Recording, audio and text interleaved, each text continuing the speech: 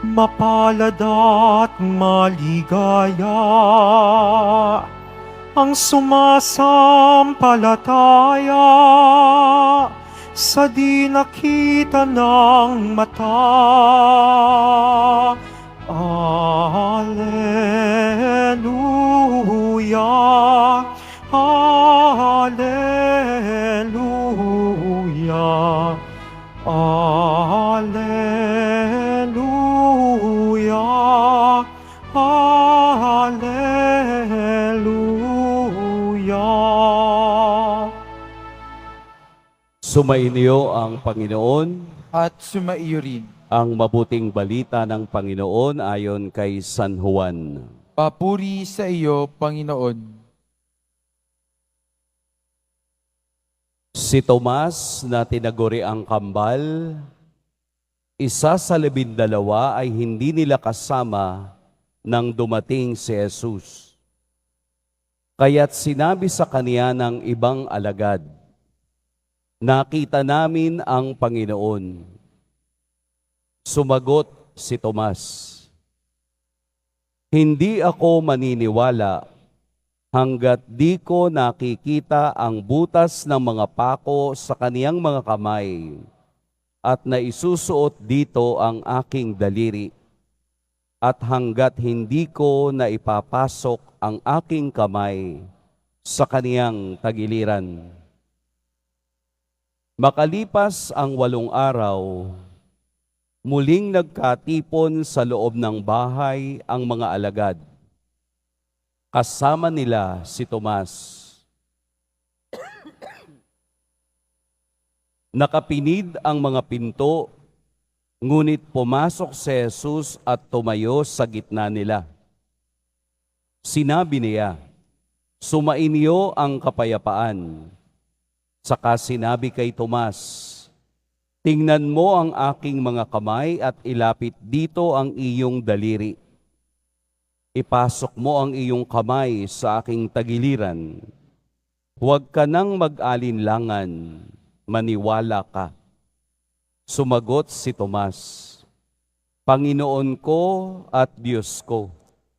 Sinabi sa kanya ni Jesus, "Naniniwala ka na ba sapagkat nakita mo ako? Mapapalad ang mga naniniwala kahit hindi nila ako nakita." Mga kapatid, ang mabuting balita ng Panginoon. Pinupuri ka namin, Panginoong Hesukristo. Magsipo muna ang lahat. Magandang umaga po sa lahat. Ngayong araw na ito, ating ipinagdiriwang ang kapistahan ni Santo Tomas ang Alagad. Isa sa 12 at tinatawag ding ang kambal.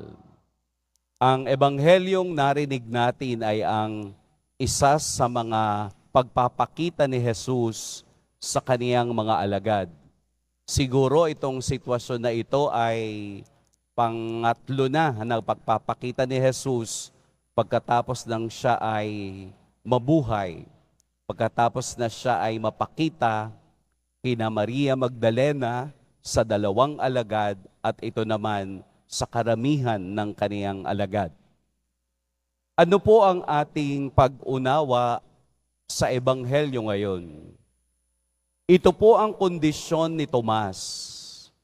Ang kaniyang spiritual condition ay pagdududa. Si Tomas ay nagdududa sa sitwasyon ni Jesus na muling nabuhay.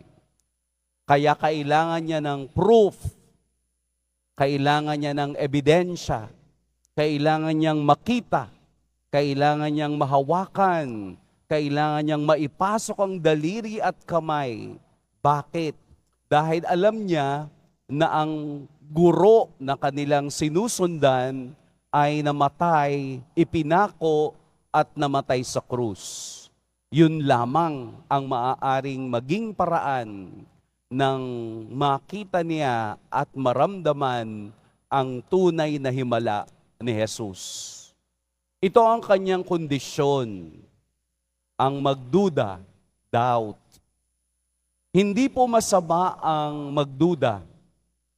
Hindi masama ang mag-doubt sa bagay na ating pinaniniwalaan. Ang masama sa pagdududa ay ang bumagsak ka mula dito patungo sa hindi paniniwala. Yun bang dahil nagdududa ka na, masasagot lamang ang pagdududa mo sa hindi mo paniniwala? Dalawang bagay ito na matutunan natin kay Tomas. Una, nung ibinalita sa kaniya ng kaniyang mga kasamahan na nakita namin ng Panginoon, ano ang kaniyang tugon? Ano ang kaniyang response? Hindi ba't pagdududa? Hindi ba't sa ating lengguwahe ngayon, sa mga pilosopo, sasabihin, di nga, maniniwala talaga ako kapag ganyan. So ganun ang attitude ng spiritual condition ni Tomas. Yung bang imbis na siya ay maging masaya sa balita ng iba, sa pagkabuhay ni Jesus, ito ay napalitan ng pagdududa. Kaya yung pagdududang iyon ay pumapasok doon sa pangalawa na kailangan natin ng pruweba. Kailangan niyang makita at maranasan. Doon sa unang bahagi ng Ebanghelyo, sinabi doong si Tomas na tinaguri ang kambal. Nasaan po yung kambal? Nasaan ang kakambal ni Tomas? Hindi nabanggit iyon sa anumang ebanghelyo kung sino ang kaniyang kakambal. Marahil ang kaniyang kakambal ay tayo.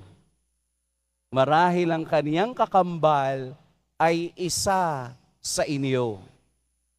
Na ano? Na maaaring pareho niyang nagdududa o naniniwala kay Kristo.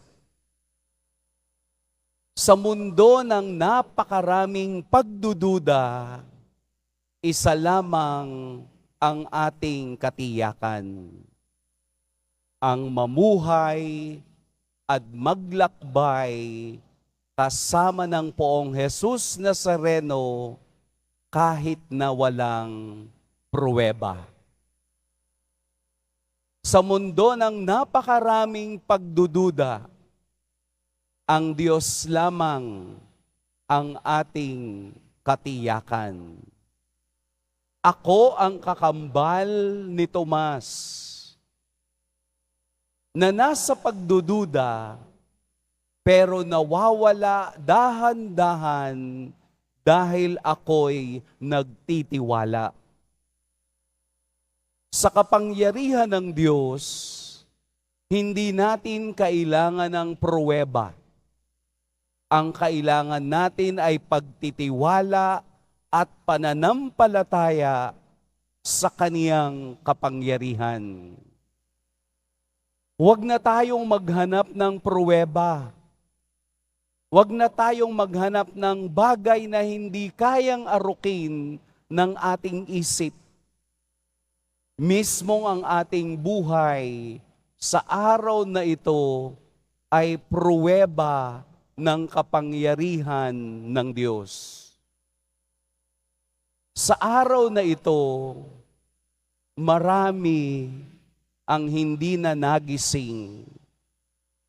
Marami na ang namamatay. Pruweba ng Diyos na ang iyong buhay ay biyaya mula sa may kapal. Tayo ay bumangon. Tayo ay tumayo, naglakad, at naririto bilang pruweba ng pag-ibig at biyaya ng Diyos. Huwag na kayong maghanap ng iba. tayo mismo sa ating sarili ay pruweba na ng pagmamahal at biyaya ng Diyos. Hindi natin kailangan muli pang saktan ang Diyos sa pamamagitan ng paghahanap ng pruweba ng kaniyang kapangyarihan.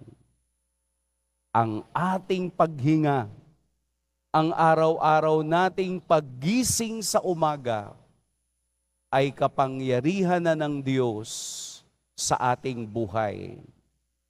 Kailangan nating magtiwala, kailangan nating kumapit, kailangan nating maranasan ang tunay ng pananampalatayang nadarama at hindi nakikita ng mata. Sa huling bahagi ng Ebanghelyo, maliwanag ang salita ni Kristo. Mapapalad ang mga naniniwala kahit hindi nila ako nakikita. Naniniwala tayo sa mapagpalang pag-ibig at awa ng ating Poong Jesus Nazareno. Pagpalain tayo ng Poong May Kapal.